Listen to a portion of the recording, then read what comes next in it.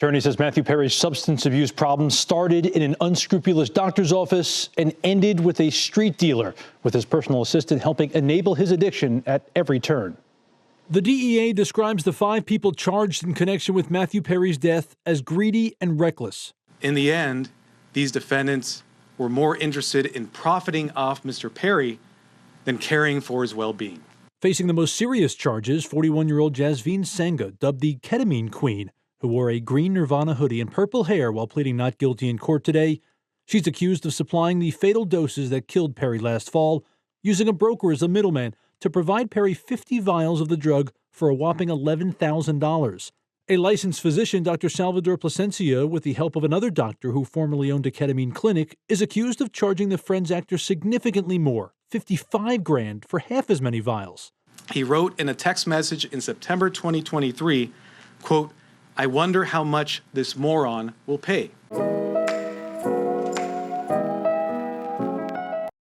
We are here to talk about a gentleman that we've talked about twice before in episode 138 and episode 156, probably our final episode into this, but what a poor trajectory this has taken, right? So we went from being inspired but with his biography, right? I mean, the story is still quite inspiring, right? Like, when you go through the biography, it was sad, and it was also quite inspiring.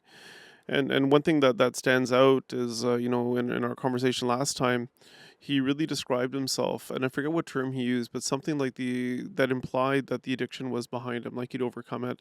And he'd just gone through a year-long or whatever tour talking about how he'd overcome it. And you were quite nervous about a statement that was that strong. Yeah. And I was as well, right? Because, sometimes you can overcome something, sometimes it creeps back in. And we've both seen the level of shame that people have when some of the older patterns come back. Yes. And the way we just don't see them for a very long time. You'll see someone regularly, they'll have reduced their substance use or their drinking or whatever it is. And then if it creeps back in, there's so much shame. And no matter how open and accepting you want to be, it's very hard for people to come and talk about patterns that have come back. Yes, and he made it kind of his life's work too, right? So he sort of focused on that as his sole thing, and it was his, everywhere he went, it seemed in pop culture, it was like, oh, how's the sobriety coming? And as we found out in the treatment, which we're going to get to a little bit later, I mean, some of those boundaries were, sobriety, okay, so it's It in the sense that the line between treatment and sobriety got a little muddled from time to time. Yeah, no, and I think there was that one story where there was some problem with opiates or some drug, I can't remember exactly what, and he was in California. And this is in his biography or autobiography or memoir. Sorry, it's a memoir. And he wasn't able to get the opiates he wanted. Right. He paid $100,000 or $200,000, took his private jet down to, was it Switzerland, stayed there for a while, and got the opiates he wanted there, and came back with the opiates that he wanted there. I was in Switzerland at the time at yet another rehab. This one was at a villa on Lake Geneva with its own butler and chef, the kind of luxurious place where you were guaranteed to not meet anybody else, thereby pretty much defeating the purpose of every rehab I had ever heard of. But what it lacked in fellow sufferers, it made up for in easy availability of drugs, which again, unfortunately, did not differentiate it from other high-priced rehabs. I could make millions if I sued these places, but it would divert more attention to the situation, which I didn't want to do. I did my usual trick, complaining about intense stomach pain when in fact I was okay. It still felt like I was constantly doing a sit-up, so it was very uncomfortable, but it wasn't pain. So they'd given me hydrocodone, as much as I could actually feel, which turned out to be 1,800 milligrams a day. To put that in perspective, if you broke your thumb and had a kind doctor, he or she would probably prescribe you 5.5 milligram pills. Not enough to put a dent in this guy. You got to get your mind around that. Like, what do you mean? So he's in treatment. So, when we think of someone in treatment, well, of course they're not using substances.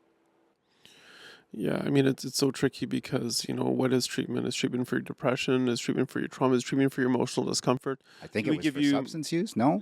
So it was, but all I'm saying is that I get it. It expands now, right? It expands to, like, how do we reduce discomfort? And then now some people are giving medications just to reduce that short-term emotional discomfort of living.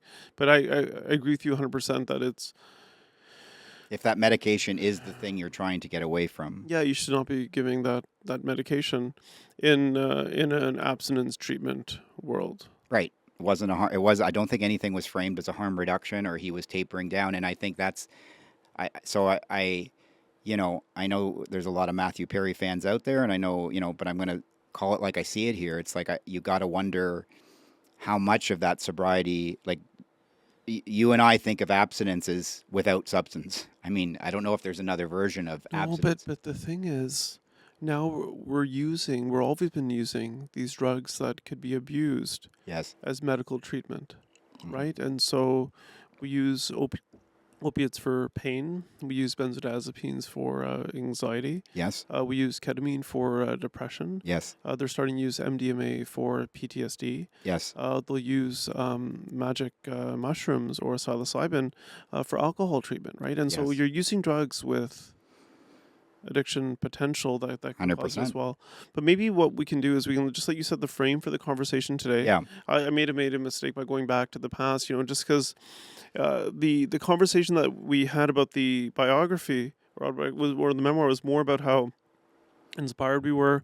What a Yes. great step it took for someone to show their gaps and their disabilities. And we were also quite anxious around, or nervous around, or concerned around the models of substance use care or healthcare he was getting. Yes. And we also expressed concern about his own health Yes. and the progression for it. Sure. After Matthew Perry passed away, there has been an extensive investigation that's covered many, many months and gone very deeply into things. As people will know, just from the onset, we're going to play a little bit of from the news clip in the beginning that we played. There are 5 people that were criminally charged. 2 of those people are medical doctors. One of them is his assistant, his live-in assistant since 1994. Another is a go-between between the medical doctors and his live-in assistant, and the other is a woman that goes by colloquially as the ketamine queen. We can imagine what her role is in this. There are 2 of those 5 people have pleaded guilty to the charges, so they are cooperating. One of them is one of the physicians. So that's Mark Chavez. He is the supplier that supplied to Dr. Salvador Plazendia, otherwise known as Dr. P. And then Jasveen Sagna is the ketamine queen. And Kenneth Awampsa, I'm sorry I'm mispronouncing that name, I'm certain. Kenneth has lived in with Matthew Perry since 1994. So the circumstances of this are, disturbing, to say the least. The way that it had developed, you've got, it's sort of like this team of enablers around this person, right? That sort of, and I don't even know if enabler is the right word when you're being paid to do it. Is that an enabler or just, his kind of drug staff, if you will, right? And it was like everyone's trying to take advantage of this guy. I didn't see any compassion in any of it. I'm not saying anybody wanted him harmed, but it was really disheartening to kind of hear the details of this. Not surprising, but disheartening. It's surprising to the extent that there were physicians involved. That actually did surprise me, to be honest with you. First off, I wouldn't have thought they were needed as go-betweens to this. So a substance user is there's ways of getting drugs without doctors being involved. In fact, rarely are they involved in the stories that I've heard.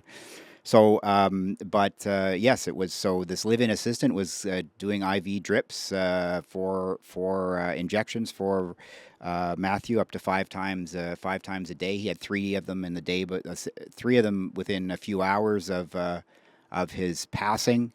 The text message from Matthew Perry to his assistant, and again, his assistant is the one that pled guilty to this. So these aren't alleged; these are admitted charges in these cases.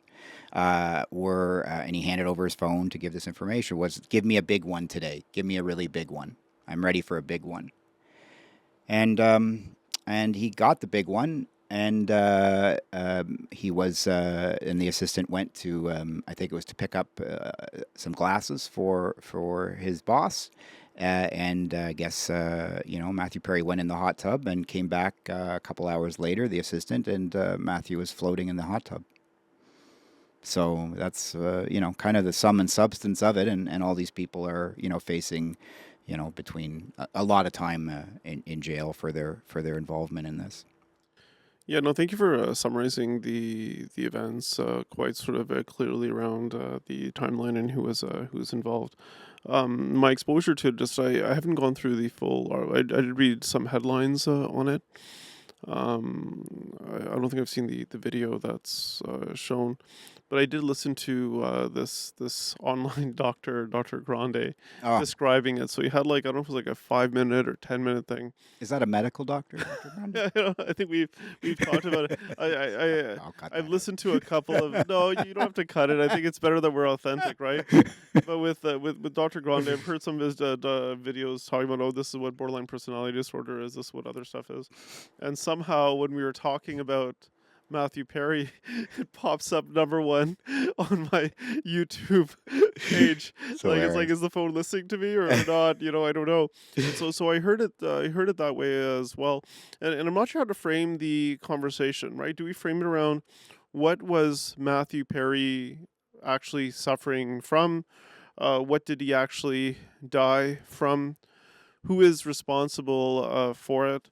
What are current practices in the medical profession that are concerning, in terms of financial remuneration and the line between treatment and taking advantage of someone? There's so many different ways that this conversation can go.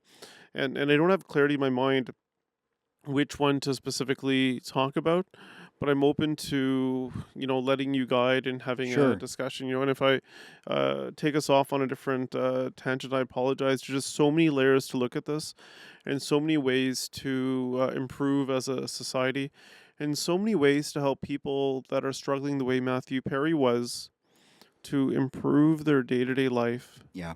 and not get down this path. And I can't speak for the wealthy, the people who this ketamine queen hangs out with, and so forth.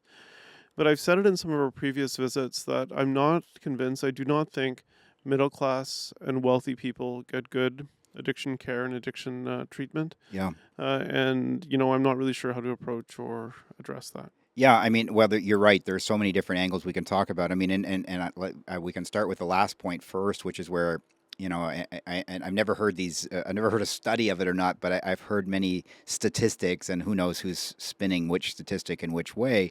But speaking about that, paid treatment is not proven to be more effective than public treatment. I don't know. Is there a study that backs that up, or is that even true? I have no idea. Have you ever heard that? I look. Like, every program has its own marker of success. So I'll give you one example. So I don't know if you've heard of that. What is that? That intervention approach. It's called the Johnson's method. It's the kind when you watch. I don't know if it's on TLC or which station, where they have somebody at home. Mm-hmm. And then somebody comes home. There's like 20 family members. Yes, yeah, I They're know. like da da da da da da da da da da Yeah, da. a good friend of mine went through that. Yeah, Yeah. So actually, literally went through on the show. oh, He's on one of that the would be an episodes. interesting conversation if your friend Yeah, he wants us does to not talk want. about. He does. He He doesn't want it talked about. no, he doesn't want to talk. So It was a horrible experience for him that so- he so- regrets emphatically. Yeah. this is where I'm going. So Yeah. the people that do that approach say that it's 90% effective. The people that look at it from a different angle, like, so for example, I talk a lot about the craft method for family members. Yeah. And I'll say in studies, craft, whatever, 50 to We- 70%. We love craft. The Johnson intervention was around, I don't know if it was like 15 to 25%. But how is it that you can get two different statistics? What was that, like something sex, lies, and damn statistics or something? There was some expression, something statistics. I don't know what Okay. it was. But the reason is, do you want to guess why they have such different numbers? I would guess that the standard of what success is different, right? Is that they measure the statistic, their success differently? Yeah, well, and also the initial, so the standard is for completion of treatment. That's success. That's where they have those two different percentages. Well, then what? Sorry, and the other standard would be abstinence for a year or something to that. No. So both standards Okay. are completion of treatment. Oh, but you're more likely to complete the one where the TLC ones, they also fly you away to another place, kind of don't have a lot of options. and fly you to another city or country, or not country, but another province or state. So this is a read my mind thing, because there's no way you could have known what I was thinking. But the studies that say, or the people that say, we have a 90% success rate, those are people for after you do the intervention that they actually go to the program. Okay. Whereas the 15 to 25 is when you decide to do the intervention. Okay. So my point is that it's really hard to measure with these right. numbers around what's being done Okay. and where. And I don't know the difference between paid versus public. Public systems are also paid for in some way. Of course. Most of these paid programs have certain number of public number beds. Sometimes public beds fund some of the public funds fund some of the True. treatment, at least here in Ontario. I guess the point I was getting at is that luxury top off for treatment is, and what Matthew Perry got is the ultimate luxury top off. The ultimate you 100,000, fly to Switzerland, fly to get Switzerland, all the doctor opiates you want to get your pain treated, even though you have an addiction history. to opiates. Yes. Right. So that's the ultimate, the ultimate bougie. The bougie treatment would be you have a physician willing to write whatever you want for you and call that treatment. So I guess if that is standard, would you stay there? I mean, again, that kind of gets back to that enduring euphoria. If you want to just stay, kind of. Yeah, and then there's also those treatments that aren't where they're giving medications, right? Like where you go to an abstinence facility, you stay there for 30 days. You know what? I'm sorry that I was promiscuous and I slept with all these people, or I'm sorry that I gambled all this money, or I'm sorry that I was, being difficult on the set of a movie. Right. But you know what? I had an addiction, and I went for the 28 days, and I got the treatment, and I'm better now. Right. And so to pay 40, I don't know what the payments are. Well, I know a lot of people that I've worked with are paying upwards of $1,000 a day. So for a 90-day treatment, talking about $90,000, not uncommon. Oh my goodness. Okay, so That's so in yeah, Ontario. That's not in Ontario, that's not right? Hollywood numbers. Yeah. So then you get your whole family to get all their savings and put it in, and so that you can go to sort of Yeah, get grandma's life savings. Yeah. People are cashing savings bonds. Yeah. They're doing everything possible because that's what their child is so important to them, and that's admirable. But are they especially? But the saddest part is when you're pushing that child against their wishes into that program, and then you've added that extra layer of guilt. And I think there is takeaways to this, right? Because that guilt from we the patients we support, often I would say 90% of the people I work with, if not more, have had a relapse at some point in their journey, and then they've got that added guilt, like grandma cashed in her savings bonds to get me into treatment, and now I'm using again, so I can't face grandma now. And in a lot of ways, with Matthew Perry, I think there's some similarities. There's some takeaways to that, because I've gone around to all these talk shows. I've put myself out there as this hero, and I see some similarities even to my own journey. Like, I mean, I don't even use the term relapse for my. I'm not an abstinence-based. I wasn't an abstinence-based journey. I'm a harm reduction guy, but I mean, admittedly, like my whole life is based now around that, right? So. I'm sure we could still do a podcast if I was high, but it might get more awkward. My career I couldn't be high on. I mean, it would really change my entire trajectory in this. So in just like writing a book saying how being a leader of sobriety, well, I think for him it was really difficult because he wasn't, when he was writing that, he was being dishonest. No, and imagine, but just imagine that you had an addiction to some drug. Sure. Right? And then you started, having a cocktail in the evening. Yes. You started having cocktails during the day. Yes. And then you're sort of drinking during the day, and that was not the drug of concern, and it doesn't cause a problem. I'm not going to be able to pick up when it tips over, right? Same thing with pain. You have a pain condition. You've got some kind of spinal pinching of the spine. Sure. You go through you're on opiates. You're on regular opiates. You get a little bit more. Oh, I'm tired because of my pain. I can't talk because of my pain. I'm not going to be able to tell that. Yeah. It's going to end up being you that says that, oh, is this, whether it's this legal recreational thing that you're doing, or this prescribed medical, have you sort of tipped over? And whether you want to say the person's lying or whatever, is it, I don't know what they use. I mean, we don't use the term denial, when we talk. When we've talked about motivational interviewing, for some reason, that lexicon hasn't come into what we say. But what I'm saying is I don't know if we could call him a liar. I don't think he would know he was lying about So you sobriety. think he might still think because and you're right, you've touched on something really important about it, because it was 1 week prior to his passing that he received ketamine from a licensed physician in a proper clinic, not one of these people. These physicians were not involved in his addiction care. In his depression care with ketamine. I didn't know. So all these nuances are very confusing for me. Yeah. And when we talked about, did he talk about ketamine in his book? Yes, he did. So he had a love-hate relationship. So I remember, I think I told you this. I think I said this because at that time, unless it's changed, where somebody can self-regulate their dose of ketamine, when we talked about this before, it was, sometimes it's once a week, sometimes it's 3 times a week, Yep. sometimes it's intranasal, sometimes usually it ends up being IV. It's for a fixed period of time. Usually it's linked to some kind of therapy. The doses don't go high enough to go into that K-hole.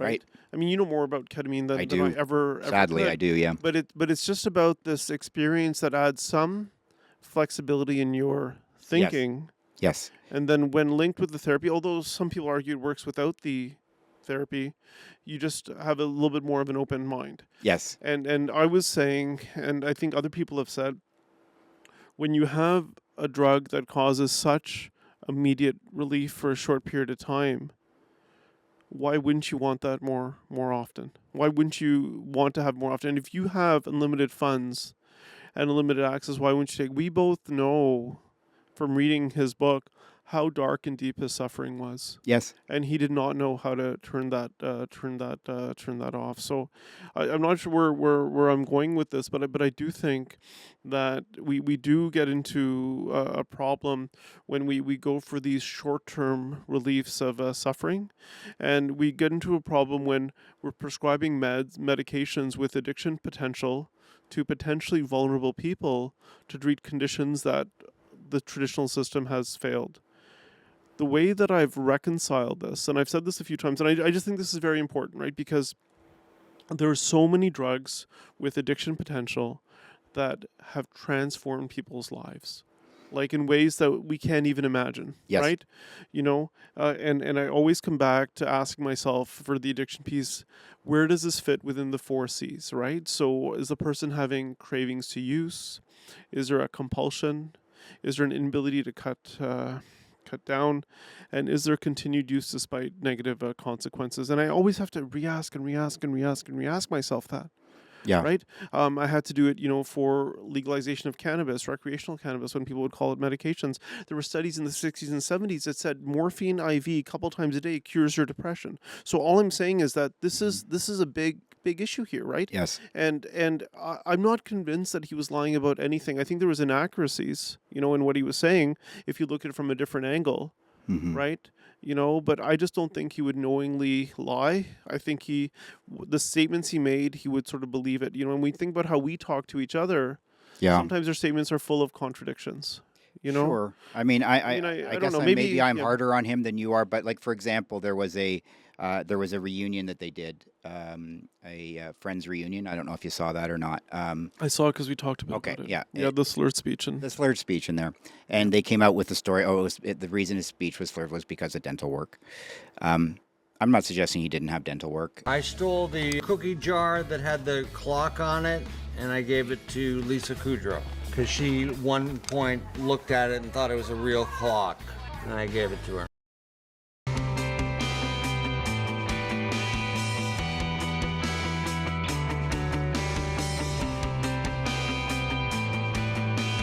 I recognize that pattern of speech very distinctly, and I'm not saying every experience is transferable or whatever, but I do believe that he was. I don't think it was dental work, right? And I don't think it was or only dental work. And I think him making statements that he was sober to multiple interviews throughout that entire period, when he's getting injections in a parking lot, when his live-in assistant's giving him 7 injections a day sometimes. I didn't see any of the news. Was that ongoing for a long time? He was getting the ketamine injections, or we don't know? Well, we know that for a period of time it was. I think they definitely know. There's over $100,000 worth of ketamine that he's purchased in I think a 6 or 8 week period of time. There were definitely interviews he was in that recovery. He was still giving the tours, right? He was giving the tour when he passed away, right, of his wellness. And look, I don't want to diminish what he did, but I also I do want to be transparent about how I feel about it, and how difficult that is. And I'm not blaming him for it, but I'm saying, he's in that kind of conundrum, right? Of where first off, he was outed in this journey, as we talked about in our first video. I'm not saying he didn't want to be a champion for recovery, but it was like the National Enquirer that outed him the first time he was in recovery. It's not like he came out and said, I'm in treatment. He was outed, right? And then so he made a decision. He's either going to own it and work and help empower people, which I believe he very much did. Yes, yeah, he absolutely has. And basically turned into his life's work, really, right? I mean, more or less, that's what he was doing. And so I guess it's the stigma of society, and everything is a black and white. And you got, when you're on Jimmy Fallon and he's asking you, are you sober or not? It really doesn't have time for the nuance of answering that question. And people just want to say they want a yes or no answer to that. And it's I guess I think it's just unfair that there isn't room for the nuance that you're speaking about, right? Because it's and why is it such a black and white world that we live in? Why not just, how are you doing? Are you well? Yeah, it's interesting, this conversation that we're having, because from my end, I would have a lot of trouble calling somebody out on from them saying something that that isn't true, or that they believe is not true, that I believe is not true. And I don't know if that stems from my clinical philosophy around just accepting people how they are, knowing that there may be things that aren't being said. But it's good that there's also people like you that can say what they're seeing. Right? Well, I want people that I work with, and I want people to take away from this that they need to be they should be transparent, certainly with their care providers, as to what's happening. I don't think it's anyone's business whether I wouldn't go on a media tour. I wouldn't put a book out on my sobriety unless I understand the expectations. I don't think you'd even put a book out on your sobriety. I think you'd say that I'm sober today, right? That's what I do say. Yeah, and so it's quite a big thing to carry. Like, hey, it's done now. Not going to be an issue anymore. Was he pressured to do that, right? Was he pressured to do that book because no one would have read the book if it just said, here I am for now? Maybe not as inspiring a title, but I'm not sure. And I don't know, because I don't know if I'm sober today would work on Jimmy Fallon. Yeah, so I don't know where the motivation came for it. And I don't know if it's a 12-step thing, once you hit a certain level of chips. Well, then there's that. 1 chip, 3 chip, then 1 year. There's that. So, right. Or, so everything that we're talking about, I'm glad you mentioned that, right? Everything that we're talking about is very black and white in the 12-step model, right? He's not sober. Yeah. I'm sorry. I know that maybe you don't want to hear that. No. It's not that I don't want to hear it. It's just that where do you fit the medical stuff into it? Because they would argue all, some 12-step people would argue all medical medications make you not. Some do. Yeah, some do. But I think you could argue that, go. I mean, I appreciate you defending the care that he was getting in some ways. I'm not trying to defend the care he was getting. I'm trying to talk about his opinion that he was sober. Okay. Well, I mean, but that segues into the care he was getting, because to me, I don't think the care he was getting in Switzerland made him sober. Yeah, I don't know where I don't know the medical standards are. It seems wild that you could spend that much money and then stay there and then get the drugs that you were abusing, or whatever the term is. Yeah. So that's where and the whatever we know about so maybe it's different in the States, and to be fair, like, say if I was like a skin specialist, I would have a cosmetic clinic beside. I would say, hey, this is what's going on, but if you want, we have these creams over there. Then they go and they get those creams. I know in Toronto they have some of these cannabis clinics, where the clinic is right beside the cannabis pharmacy for the medical cannabis. Sure. But for me, there should be a difference between the physician who does the assessment, or the prescriber, from the pharmacist who fills it, from the pharmacy that's creating the thing. It's just like there should be a difference between somebody who makes the some kind of diagnosis that requires surgery, where the surgeon makes $100,000, $200,000, $500,000 from. There should be some difference between that, and so yes, I don't think I can call whatever ketamine dispensing pattern was or assessment was as good medical. Well, sure. care. I mean, and I'm not speaking necessarily. I'm not. There is a distinction between who he was getting depression care from, right? There's a clinic that prescribes it. It was different from the people giving him ketamine. Absolutely different. Okay, It's a they're just different people. Yeah, different people, Yeah, different. I wasn't sure the whole nuances. Around. Yes, it wasn't like the clinic, kind of here we'll give you this aftermarket care. I mean, I think and I don't want to get. We're not here to criticize really anybody. That's not what we're doing. But I do think it is fair to call out that that money didn't help him. I mean, that's kind of my takeaway. Like the money didn't get him better care for sure. It in my opinion, he. Oh, I agree with that completely. Yeah, he was just. I agree with that completely. And any type of healthcare provider that stuck within what you and I would consider, right? Although we're not experts in how to treat the wealthy, we don't treat many wealthy people who set rigid limitations on what the person received. He would not have gone back to see them. Right. Well, there you go. Right. And that's true. And he didn't like the answer in California, so he flew to Switzerland, and I don't know if Switzerland had given the, the option, and maybe he would have, take the private plane and go somewhere else, right? And just go wherever his money will take him. I'm sure he can travel. Was it in Switzerland he was getting ketamine too? No. So that I was again referring back to the opiate care. Yeah, the opiate. No, he didn't. He didn't have to leave California to get the ketamine. He got it in Canada. Yeah, the ketamine queen is the.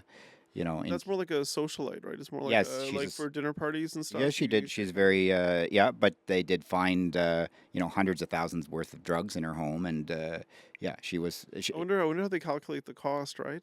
Because for Matthew Perry, he pays like $10,000 for like a small vial. If you calculate, doctors pay $12 for a small vial. So well, I wonder where they get the value. Yeah. How do you decide? Are you going to use the market rate for the wealthy, or are you going to use the drug suppliers? Yeah, I don't know. If you use the Matthew Perry rate, she probably had millions of dollars worth of drugs in her house, but yes. No, but I don't. Because if you have unlimited funds or funds that you can hide from those around you, and you have a supplier, why would you even consider stopping?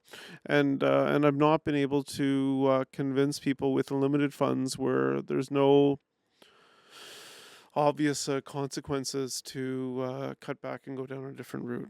Well, I mean, if there's no obvious consequences, I rarely get the opportunity to see someone who's had no obvious consequences. Maybe you do in your work. It was just a couple. There's just a couple that I saw where a family member or a colleague who was seeing them for something else where they wanted help. Okay. And then I would see them and I would go over the condition, the risk and benefits, and be open to see them again. And then they usually wouldn't come back. Well, it's not right away until something. But all I'm saying is in my work, I get this. I only see them when they've already stumbled and found themselves in a hospital, 95% related to their substance use. So that is the consequence.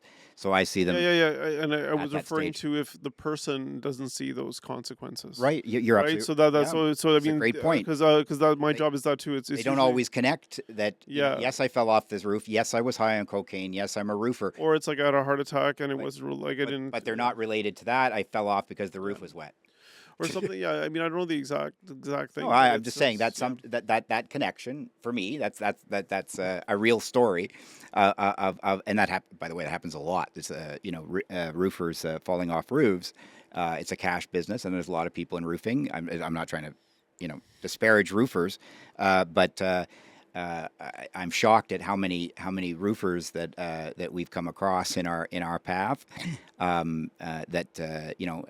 it's hard work. It's hard work. You got a lot of injuries. You got a lot of pain, and there's a lot of substance use with it. And it's a very dangerous job, and people fall off roofs all the time.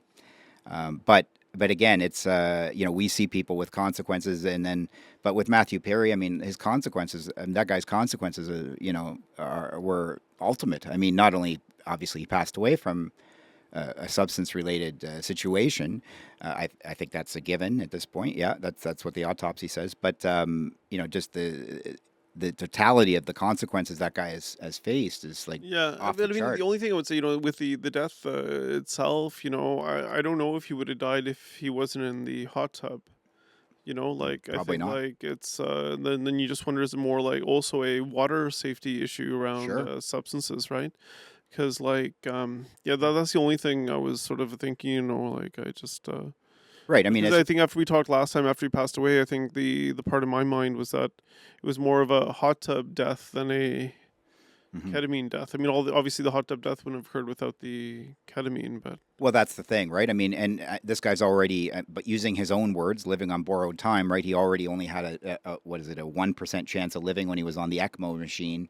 that was back when he was really medically unwell. Yeah, when he was so, and that was related to his.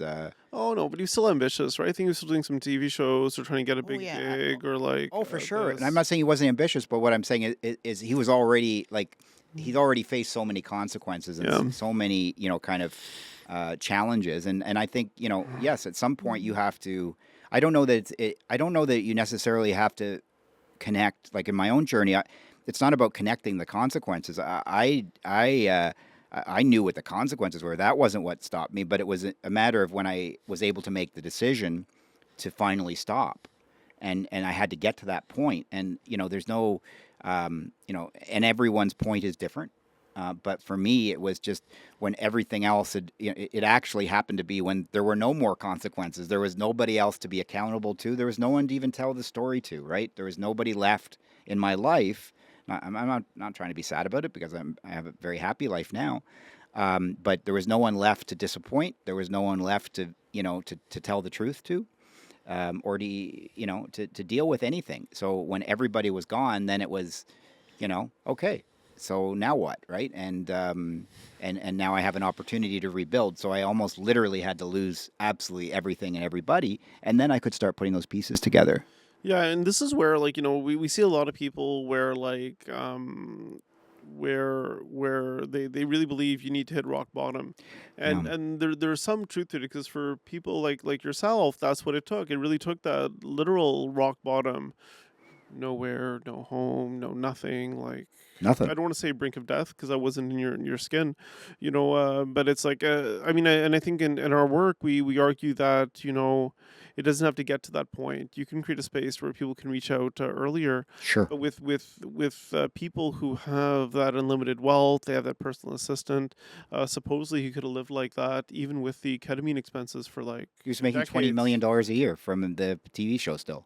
Yeah, so I think I think for people with those kinds of resources, they can't hit that No, I don't know rock that bottom. No, I don't think. I mean, right, exactly. Unless he was. Yeah, I don't know. I don't.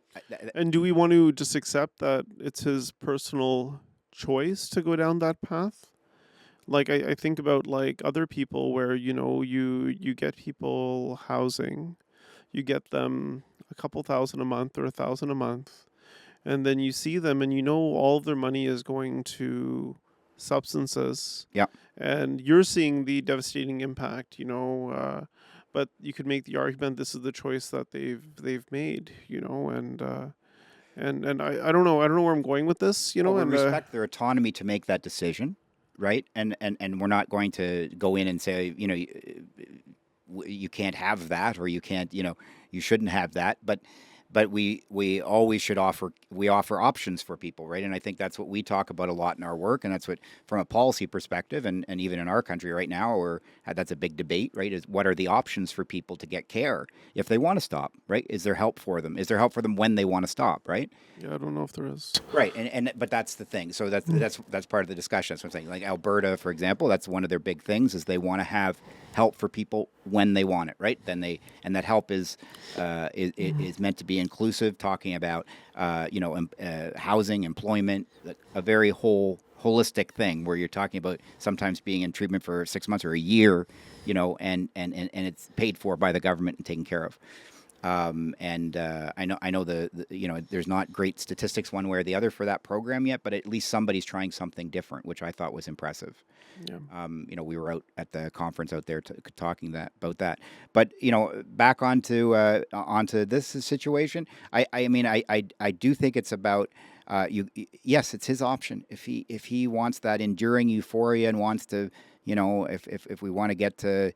If Michael Jackson can afford a private doctor for $100,000 a month to put him on a propofol drip every night so he can sleep better, I mean, who are we to say that that's And how, like, I don't even know how we would protect people in that situation, because there's always that creep, right? That creep into, like, there was one podcast I was watching, and it was some comedian, and he was talking about another friend who was a comedian or something. He was like these doctors love dealing with celebrities. You just like call them up, they feel so good talking to you. Then you say, hey, oh, I need this, and he said like some muscle relaxant or like baclofen or something like that, and then you can just get it and just get more, and then like it's like you have these people that have this wealth and these means. You have these doctors, maybe they have some ego, and they like seeing certain celebrities. Then all of a sudden you get this creep, and then also some of these doctors, they're really wired to try to relieve suffering. And if somebody is like upset and crying and in such distress, and you can give them that moment relief, why wouldn't you do it? And then where would you end up eventually, right? For it. And had he not had that hot tub there, yeah. right, or had it been locked after everything, this might have been pushed back a few years, or maybe it never would have happened. It's even talking about a patient that's on a benzotaper, talking about their suffering, right, where they're trying to go down, like just trying to, that pain is real, right? The pain. Yeah, and when even when we talk about the risks around like dementia, right? Because if you're on benzos for a long time, you have more of a risk of having memory difficulties and dementia. As you get older, risk around falls.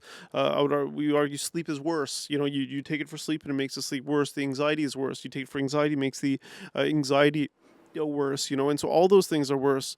And every single patient that we're doing some kind of benzodiazepine taper on will tell you, I would rather have the benzodiazepine and take all those risks, right? And Yes. so we talk about like, But when they're off of it, now that's while they're on it, but I wonder what you ask them 6 months later. it would have to be probably a longer time, because the remnants stay for a while. Yeah. Right. So you'd have to look about a year later. But a talking year later, about 2 your years later. role as a physician to ease suffering, and everyone that works in this field is trying to ease suffering, and it is difficult because that suffering is very real. And tying it back to Matthew Perry, if he had unlimited resources and every physician's trying to ease suffering, well, between the I'm sure he'll talk about his pain being real. His depression is certainly real, and you could make a case that and the money doesn't hurt, right? So I mean, it's a dangerous situation. Yeah. And it turned into be the ultimate danger. Yeah, I mean, there was cases. This is I don't know when we talked about this, but like in Florida, where you could go down there if you're addicted to opiates or you had a dependence to opiates and you want to stop. They can give you put you under propofol for 3-4 days. Yes. You wake up, the withdrawal's gone. You give them $30,000. You leave, no more withdrawal, right? And the risk of death goes up dramatically using that approach, as opposed to say methadone or buprenorphine. Does the risk go up because of the overdose because you relapse? Yeah. That's where. So it's not in the procedure itself, and Okay. it's not in the week afterwards, right? Because of the procedure, but it's because of the risk around the relapse and stuff like that. Okay. But I'm going. And there was other things that were like maybe more unethical, where there was stories around certain doctors where they would get money, somehow cash, and then they'd be prescribing more opiates to certain people and stuff Sure. as well. So I don't know all the stuff, but like those lines can get blurred really easily when you get into a world where you're trying to, or you're even just making some money for whatever you're doing. It's very easy for it to sway, So Yeah. I don't know. Well, it's unfortunate, but I mean, it's sort of like that whole, was it power corrupts, and absolute power corrupts absolutely, and I equate power and money, right? I mean, it's and it is, right, because ultimately it makes the world go round, and it sadly almost everyone's ethics seem to be for sale. Yeah.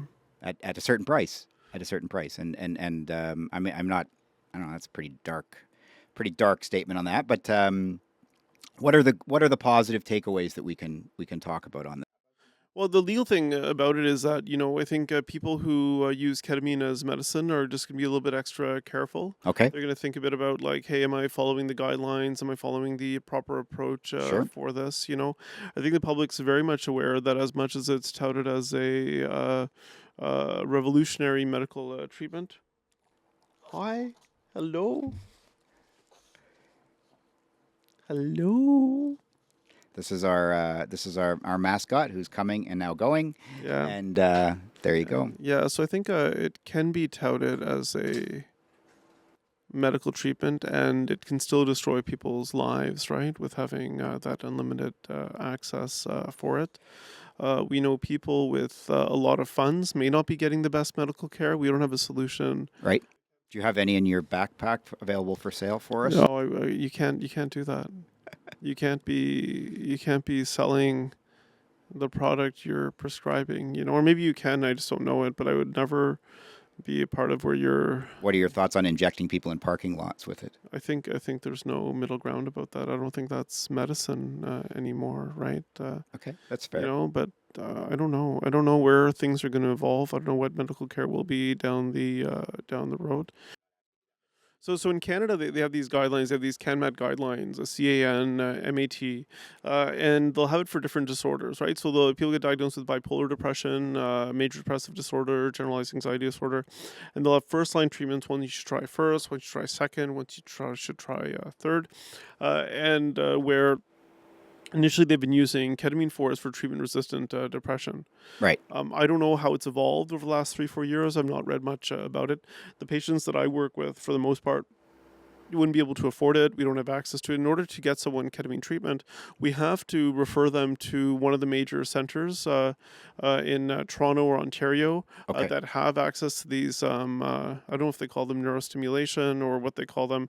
So places that have things like transmagnetic stimulation, ECT, ketamine, stuff for treatment-resistant depression. These are places that initially started them as a part of studies in these public facilities, and then they're slowly opening them to other conditions.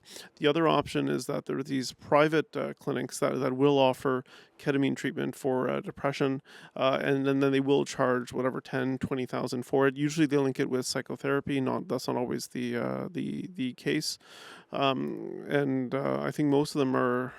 So just to clarify that one thing, so if it's a first line treatment, so if I was someone of privilege in Ontario or in Canada, does that could I skip the line and go right to ketamine if I've never tried the first line treatment? I'm not sure. I don't work in the clinics that are providing. But generally, as the way you described it, would that be frowned upon, but not necessarily? Like, let's say it was exactly as you described it, and it's only given to medication resistant depression gets ketamine.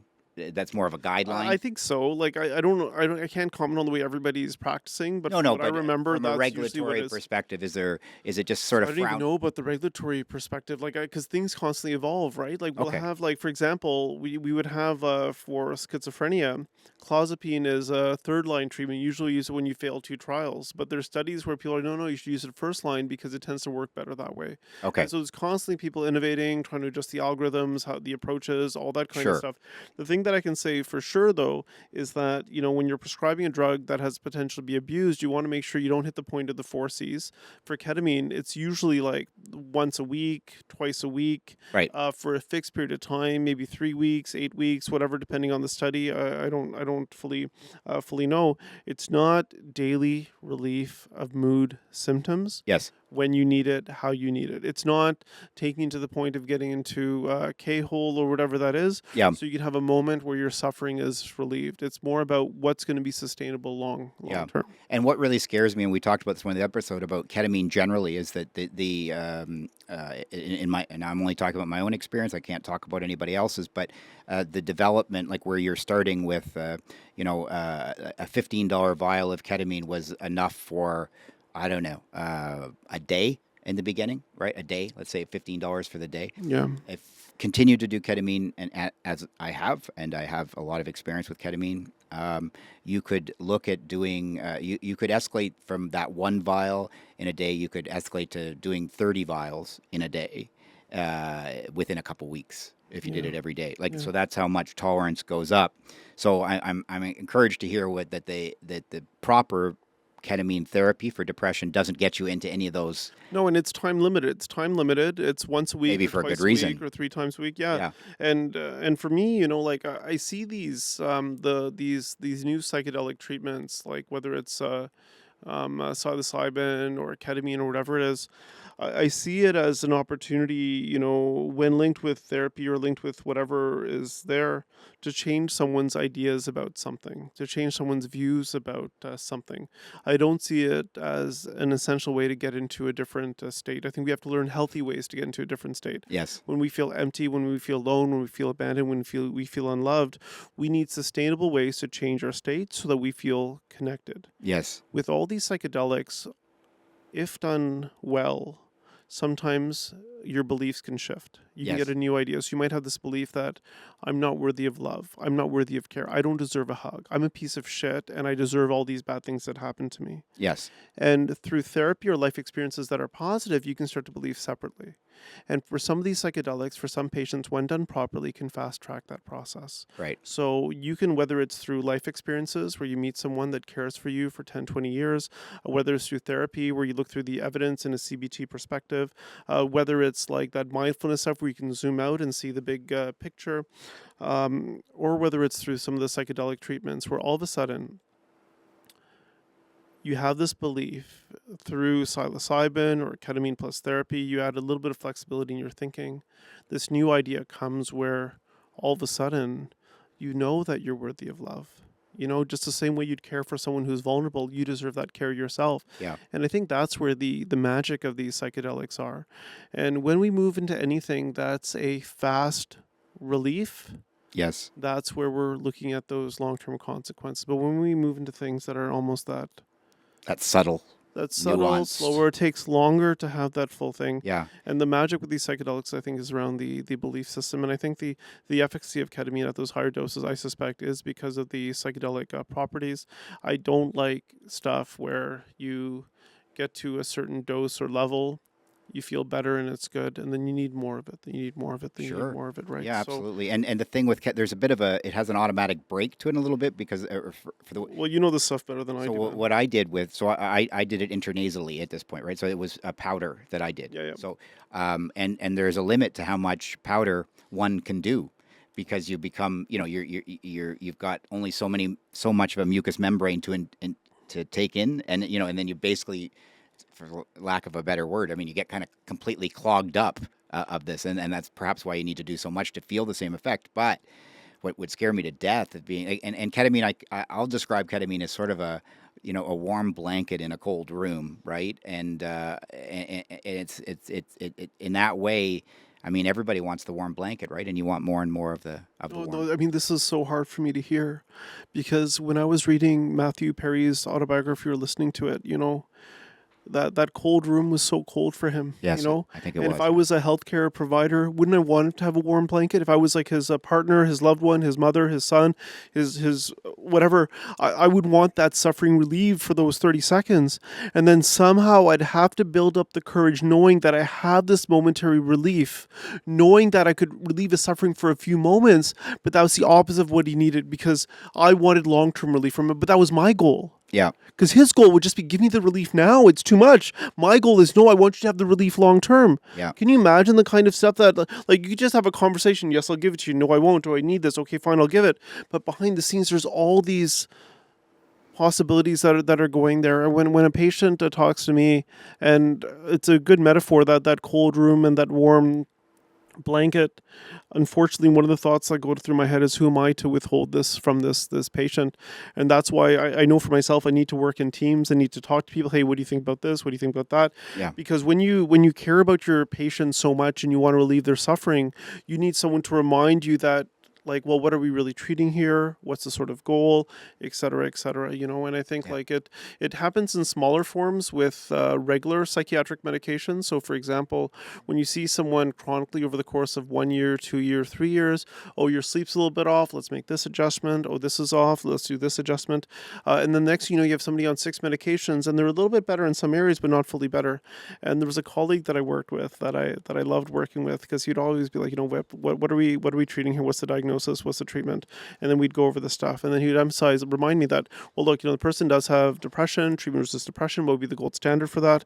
And then he would help me pull back and clear out those meds, right? Because all of them are indicated when you look at certain guidelines, but after a while you have to reevaluate and pull back. I don't know if this is sort of making sense. Oh, it totally does. In some I way. mean, it absolutely does, and I understand it. I absolutely feel for every prescriber that does this work, because being that gatekeeper can be very. I couldn't even imagine what it's like. You're the gatekeeper for pain, Yeah. and you've got the tools to I mean, alleviate the pain. Maybe short, and I say pain in every possible sense of it. And sometimes short term, you're balancing short term relief versus long term paralysis. Sometimes, right? Yeah, and for people that have funds and have access, it doesn't actually matter what I say or what I don't say, right? Because people can access these drugs through whatever means they are in some way, whether I'm the one who's doing it or not. And that was one of the things that concerned me about the whole psychedelic thing, is that you're giving people this idea that there's this medicine, like I can microdose, I can macrodose, I can ingest, I can do this, I can have these great insights. And then who's there to help them when the medicine becomes the problem? Yes. Right? Like and if you believe it's a medicine, your life is better. I mean, I think we both know people where the drug is very important to them. The person believes that the drug is making their life better, and there's a lot of people around them that are seeing the harms of it. So it hasn't hit that tipping point where the person's in hospital or sick or something, but there's something where that drug captures you in some way. Yep. One thing, I don't want to belabor the point too much, and I want to hear about all the stuff that you want to talk about as well. I think one thing that you've done a really good job of putting out material or curating material that brings out a lot of interesting comments to it. And if you're interested, or if whoever listens to this and they comment on it is interested, it'd be worthwhile to see what those questions and comments are, and then just describe what the current standard is from the medical lens, and it might end up being a bit more conservative because there's research, there's studies on all these possibilities, there's neuroscience stuff Yes. like that. But we've touched on so many different areas, some that we know a lot about, some that we don't. And I would love it if people that were following this story saw the different things around it, because it was so random that we picked that audiobook out of so many. Yes, it was, isn't it? It was the thing around there, and now there's doctors, and people being charged with criminal offenses, and you have this problem of a drug that's very good medicine in the right dose and the right frequency with the right people. Yes. That has a long-standing history of harm to people. 100%. Has some history of recreational enjoyment, maybe in people that aren't vulnerable in some way, and we're ending up talking about it here. So. All right. Well, that's probably a good point. Was there anything else that you wanted to say on this before we? No, I mean, it's tough to talk about celebrities and stuff. When I was in residency, there was some ethics thing that we did, and they made it very clear that, as a healthcare provider, regulated healthcare professional, you should not be commenting on celebrities, politicians, on what their psychiatric diagnosis is, what are the symptoms they're experiencing. Whether a political leader has dementia or doesn't have dementia. Yeah, and that's not something that I've typically done. No, we haven't talked but at the same time, it appears as though in the media, all these healthcare providers are diagnosing everybody with everything left, right, and center.